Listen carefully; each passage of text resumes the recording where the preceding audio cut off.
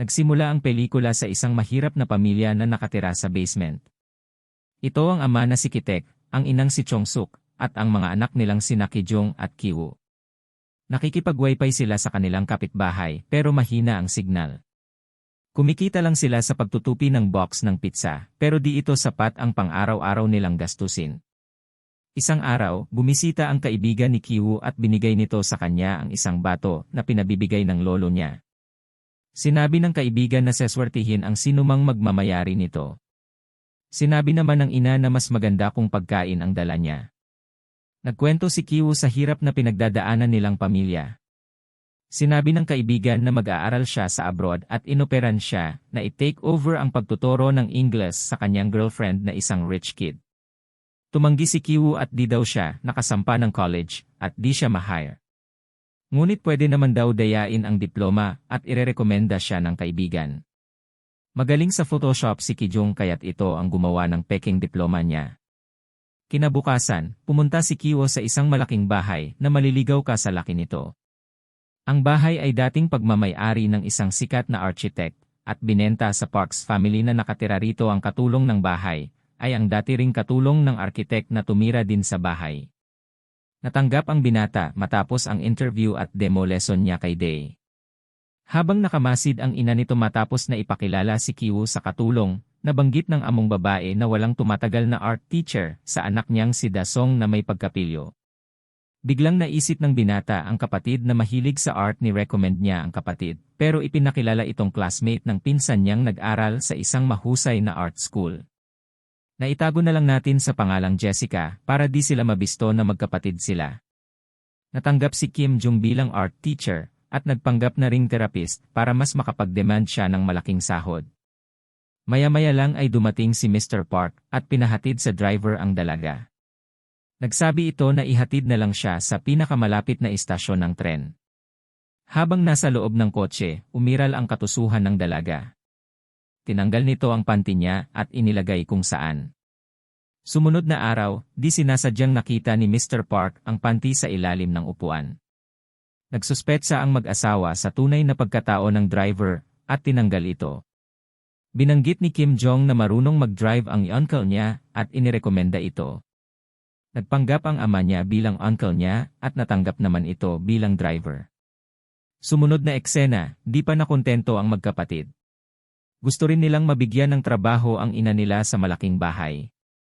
Nagplano ang mag-iina kung paano nila mapapalitan ang katulong sa bahay na mas matagal nang nakatira roon kaysa sa may-ari nito. Napag-alaman ni Kiko kay Diet na may allergy sa prutas na peach ang katulong, kaya't nagkaya siya ng balat ng peach at sikretong isinaboy sa katulong. Dahil dito, nagpunta ang katulong sa ospital para magpa-check up. Sikretong nag-selfie ang amang driver na hagip ang katulong at gumawa ng kwento sa among babae, pati panloloko sa amo ay pinagpraktisan at kinarin na nila. Sinabi sa amo na may TB ang katulong nila. Sinet up na naman nila ang katulong at nilagyan ng pulang sauce ang pinagdaraan ng katulong para madiin na may malalang sakit ito. Nagtagumpay ang panggaganso ng pamilya at napalayas ang katulong nang wala sa oras. Habang nasa bayahe, nagkwentuhan ang mag-amo tungkol sa natanggal na katulong. Nag-recommend ang amang driver ng peking agency na pwedeng makakontak ng katulong. Tinawagan ni Mrs. Park ang agency at nagkunwari si Kim Jung na empleyado ng peking ahensya. Sa wakas, kumpleto na ang pamilyang manggaganso sa bahay ng mga Park at walang makakasilip ng mga panlilinlang nila. Unti-unti nang nababago ang kanilang sitwasyon at nakakapag-unli sa miyupsal na sila with soju. Isang araw, nagdesisyon ang pamilya Park na mag-out of town para i-celebrate ang birthday ni Da-song. Pagkaalis nila, nagdiwang ang pamilyang Linta. Nagbuhay mayaman sila at nagparty. Habang nag-i-enjoy ang pamilya, biglang tumunog ang doorbell. Nasa labas ng pinto ang dating katulong, sinabi nitong kukuhanin niya ang nakalimutang bag sa basement. Pinapasok siya ng ina at agad niyang tinungo ang basement. Lumipas ang ilang minuto, di pa rin nakakabalik ang katulong, kaya't sumunod si Chongson. Nandun pa pala ang katulong at pilit na tinutulak ang kabinet. May nakaipit pala na bakal sa paanan nito. Tinanggal ni Chong-suk ang bakal at naitulak nila ang kabinet. May lihim na pinto pala sa likod ng cabinet patungo sa sikretong basement. Walang kaalam-alam ang pamilyang Park na matagal na palang nagtatago dito ang asawa ng katulong nila. Di pinaalam ng dating may-ari ang sikretong lugar sa bagong nakatira, kaya ang dating katulong lang ang nakakaalam nito. Itinago niya rito ang asawa dahil baon ito sa utang, at may nagtatangka sa buhay nito. Nakiusap ang katulong na pagsilbihan nila ang asawa pansamantala. Di pumayag ang ina at nagbabala na tatawag ng pulis. Nagmakaawa ang katulong habang ang asawa niya at 2 anak ay nakikinig sa hagdanan. Biglang nadulas ang isa sa kanila na nagresulta ng pagbagsak nilang lahat sa hagdanan. Narinig ng katulong na tinawag si Kitex na ama, agad niyang binisyo ang pamilya na naibisto niyang magkakasabwat. Nagkapalit sila ngayon ng sitwasyon.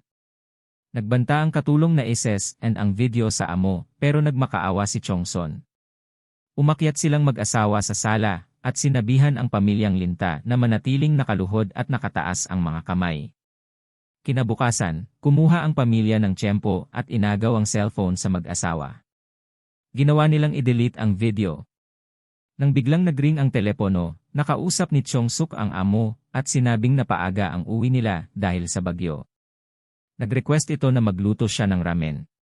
Malapit na sila at parating na sa loob ng 8 minuto. Habang nagluluto si Chong-suk pinagtulungan ng mag-aama na ibalik sa basement ang mag-asawa at mabilis na nilinis ang bahay. Tinadyakan ni Chong-suk ang katulong na muntik ng makatakas, kaya't nahulog ito at nawalan ng malay. Dumating ang pamilya Park na walang kamalay-malay sa mga nangyayari sa loob ng kanilang bahay na gawang isarado ni Kitek ang sikretong pinto, habang ang 2 anak naman ay nakatago sa mga ilalim habang nasa itaas ang Pamilya Park. Naglabasan ang pamilyang Linta sa pinagtataguan nila, ngunit biglang bumaba ang bata. Nagtago ang mag-ama sa ilalim ng sofa. Nagpumilit ang bata na mag-camping at matulog sa labas ng bahay, kaya't napilitan ang mag-asawa na matulog sa sala upang mabantayan ang anak habang nakahiga sa sofa. Nag-usap ang mag-asawa tungkol sa masangsang na amoy ni Kitek na halos di kayang tiisin ng lalaki, at wala lang siyang magawa. Masama ang loob nila dahil ito rin ang sinabi ng bata sa katulong at 2 tutor. Marahil ay ito ang amoy ng basement na tirahan nila, kaya't wala silang magawa. Patuloy silang nakinig sa ilalim hanggang sa makaramdam ang mag-asawa ng init ng katawan. Iniraos nila ang gabi at nakatulog. Nagbigay ito ng pagkakataon sa mag-ama na makauwi ng bahay nila. Nilusong nila ang malakas na ulan, inabutan nila ang bahay na lubog sa baha, kaya't lumikas sila at nagpunta sa isang evacuation area. Doon sila natulog kasama ng iba pang nabahaan. Inimbita si Kim Jong ni Mrs. Park para sa biglaang party ng anak. Ganon din si Kiwo na inimbita ni Dae. Overtime naman ang ama dahil sa biglaang birthday party. Naggrocery ang amo at habang nakaupo sa kotse nakaamoy ng mabaho ang babae. Nilagay niya ang kamay sa ilong na nagpasama sa loob ng driver, dahil ayaw niya ng ganong ugali ng tao na maselan. Di makatiis sa amoy ang amo, kaya't binuksan na lang nito ang bintana ng sasakyan. Habang dinaraos ang party, nasa itaas si Kiwo at estudyanteng si Dayan na sinasamantala ang pagiging busy ng mga tao sa party. Tinanong ng binata sa dalaga kung bagay ba siyang mapasali sa grupo ng mga mayayaman. Tumango si Dian at nagsabing na mapalagay si Kiwo, sa tingin niya, mabubunyag ang lihim nila at mawawalan sila ng trabaho kapag nakaakyat ang mag-asawa na nasa ilalim ng basement. Pasimpleng binaba nito ang basement, bit-bit ang bato. Nadula sa kamay niya ang bato at nahulog sa ibaba. Dahan-dahan siyang bumaba, nakita niyang walang malay ang katulong, sabay na silu siya sa lig ng asawa nito. Humulagpos ang dulong talik, kaya tumakbo pataas, ngunit inabutan parent siya ng lalaki, at inihampas sa ulo niya ang bato. Nagtungo ang lalaki sa party na may dalang kutsilyo at nag-amok. Tumakbo ito palapit kay Kim Jong at inundayan ito. Sinunod niya ang ina nitong sumugod. Nasugol ang lalaki dahil nasaksak ito ni Chong-suk ng pangihiw. Pumailalim ang susi ng kotse sa katawan ng lalaki at kinuha ito ni Mr. Park habang kinukuha ang susi. Nakaamoy ito ng mabaho at di niya napigil ang takpan ang bibig at ilong ng kamay niya. Napansin ito ni Kim Tech. Nakaramdam siya ng pang-iinsulto at panghahamak sa amo. Nagsalubong ang galit at kitid ng utak niya kaya't kinuha niya ang kutsilyo at inatake ang amo. Tumakas siya, at bigla na lang naglaho. Namatay si Kim Jung, at nakarecover naman si Kiwo, ngunit nagkaroon siya ng sakit sa pag-iisip. Matapos ay hinatulan ang mag-ina ng panlilinlang, pandaraya, at pagsasabuatan. Pero pinalaya din sila ng korte ng walang parusa, sa kondisyon na babantayan ang mga kilos nila para hindi na maulit ang mga panloloko. Binenta ng pamilya Park ang bahay sa isang German. Hindi ito kaalamang ang mga krimen sa kanilang bahay, at nasa basement pa pala si driver na si Kitex. Doon pala nagtago ang ama nila matapos patayin ang amo niya, at walang nakakaalam tungkol dito, kahit ang mag-ina.